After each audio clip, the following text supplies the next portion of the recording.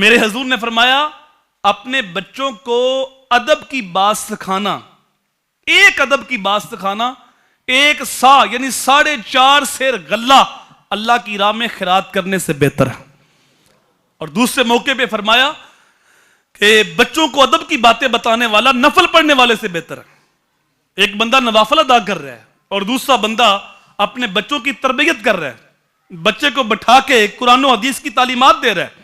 اور ان کو حضور صلی اللہ علیہ وآلہ وسلم کی سیرت کی باتیں بتا رہا ہے، بچوں کو بٹھا کے اسے کہتا ہے کہ بیٹا ساری زندگی جھوٹ نہیں بولنا، جھوٹے پہ رب کی لعنت ہوتی ہے، تو اس کے دل میں سچ کو راسخ کرتا ہے۔ بچوں کو بٹھا کے یہ کہتا ہے کہ بیٹا ساری زندگی امانت کے اندر خیانت نہیں کرنی، تو پھر وہ بڑا ہو کے کسی بھی عہدے پہ چلا جائے تو وہ وہاں خیانت نہیں کرے گا۔ ایک بندہ مصلی بچھا کے نفل پڑھ رہا ہے اور دوسرا بندہ اپنے بچوں کی اچھی تربیت کر رہا ہے کہ مہمان آئے تو مہمان نوازی یوں کرتے ہیں، بڑوں کا احترام کرتے ہیں، وعدہ خلافی نہیں کرتے اور ساری زندگی نماز نہیں چھوڑتے، اپنی ذات پہ دوسروں کو ترجیح دیتے ہیں،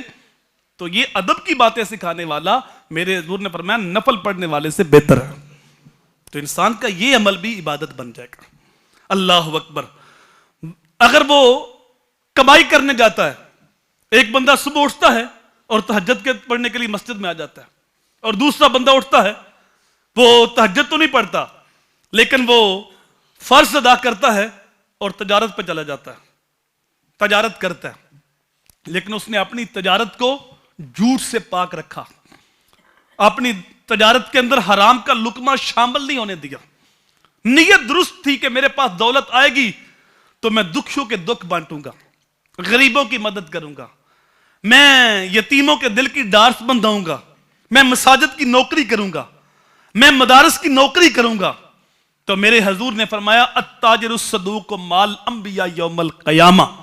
سچا تاجر کل قیامت کو نبیوں کے ساتھ اٹھایا جائے گا۔ اب یہ نفل پڑھنے آ گیا، تہجد پڑھنے آ گیا اور وہ تجارت کرنے چلا گیا، اس نے فرض نہیں چھوڑے لیکن نفل نہیں پڑھے اور وہ تجارت کرتا رہا، تو یہ دونوں برابر ہیں، تہجد پڑھنے والا بھی اور تجارت کرنے والا، دونوں اللہ کے راستے میں۔ اللہ اکبر۔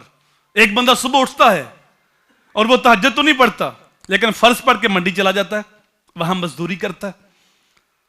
وہ اپنے کندھوں پہ بوریاں اٹھا رہا ہے، وہ اپنے ہاتھوں کے ساتھ مزدوری کر رہا ہے،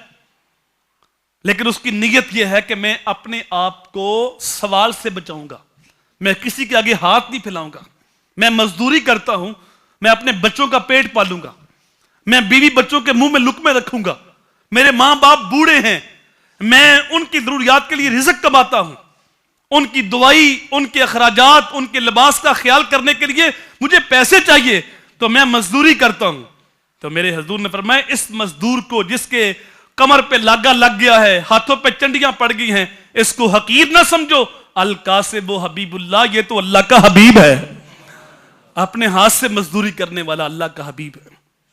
تو انسان اپنی نیت کو درست رکھے اور اپنے جو بھی کام کیا یہ سوچے کہ اللہ اس کے رسول کی تعلیمات کیا ہے، تو پھر اس کا ہر عمل عبادت لکھا جائے گا۔